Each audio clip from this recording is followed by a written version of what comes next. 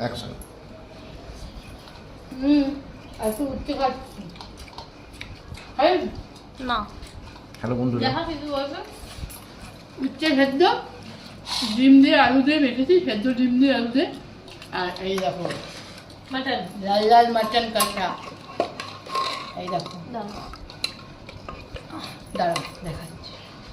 এই দেখো, দেখেছো ওর পাতে দিয়েছি, দেখো আজকেও মাটন। মাটন রান্না করতে সুবিধে, চাপাচাপ খাওয়া হয়ে যায় না, থালা পরিষ্কার করে। তো চলো আমি খাচ্ছি, তোমরা ভিডিওটা দেখতে থাকো। এইটা খুব প্রিয় মটনের সাথে। কেউ নিও না, আমাকেই খেতে হচ্ছে বাধ্য হয়ে।